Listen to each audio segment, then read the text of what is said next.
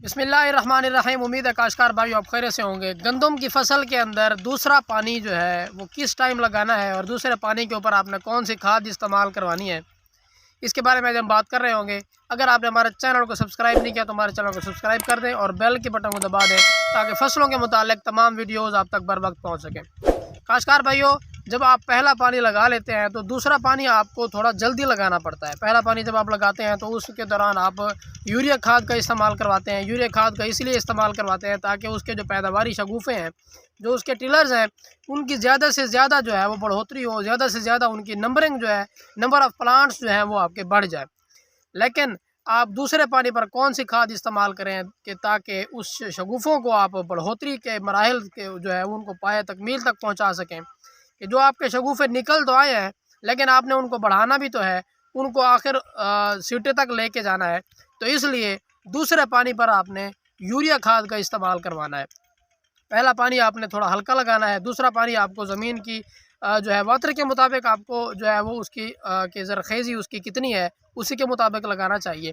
दूसरे पानी के ऊपर आप कोशिश करें कि यूरिया खाद का इस्तेमाल करवाएं। अब यूरिया खाद कितनी इस्तेमाल करवानी है इसके बारे में कि यूरिया खाद आपने, अगर आपकी ज़रख़ेज़ ज़मीन है तो आप एक बोर यूरिया नहीं बल्कि आधी बोर यूरिया का इस्तेमाल करवाएंगे। लेकिन अगर आपकी ज़मीन ज़रख़ेज़ नहीं है, थोड़ी नमकियात वाली ज़मीन है, तो उसमें आप एक बोर यूरिया का इस्तेमाल करवाएंगे 1 एकड़ के ऊपर। उसके साथ ही और बाकी सवाल होते हैं कि इसके साथ और कौन सी खाद इस्तेमाल की जाए। इसके साथ आपको चाहिए कि आप जिंक का इस्तेमाल करवाएं। इसके इस्तेमाल से क्या होगा कि आपके जो शगुफ़े जो बढ़ोतरी का अमल कर रहे हैं तो वो आपके पाया तकमील तक पहुंचेंगे। जितने शगुफ़े निकले हैं वो तमाम पैदावारी शगुफ़े बनेंगे। वो ये नहीं होगा कि शगुफ़े निकल तो आए हैं लेकिन वो पूरे जो है वो सिटे तक नहीं पहुंच पाए, तो इस वजह से जो है वो फसल को नुकसान होगा। तो आपको चाहिए कि आप दूसरे पानी के ऊपर यूरिया खाद का इस्तेमाल करवाएं। उसके साथ आप जिंक का इस्तेमाल करवाएं। जिंक आपको दानेदार भी इस्तेमाल करवा सकते हैं। उसके साथ आप दूसरी जिंक जो है वो चिलेटेड जिंक है वो भी इस्तेमाल करवा सकते हैं। इसके अंदर जो है एहतियात क्या है, एहतियात आपने ये करनी है कि इस दौरान आपने यूरिया खाद आपने 50 से 55 दिनों के अंदर अंदर आपने यूरिया खाद है इस्तेमाल कर लेनी है।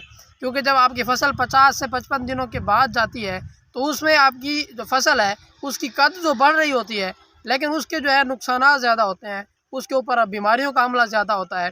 क्योंकि जब आप 60 दिनों के बाद जो है यूरिया खाद को छटा करते हैं या यूरिया खाद को फ्लड करवाते हैं तो उससे बीमारियों का हमला ज़्यादा होता है, या उससे जो है वो कद तो बढ़ जाती है लेकिन उसका सीटा जो है उसके अंदर ताकत नहीं होती। तो मतलब आपने 50 से 55 दिनों के अंदर अंदर यूरिया खाद का जो है वो इस्तेमाल करवा लेना है।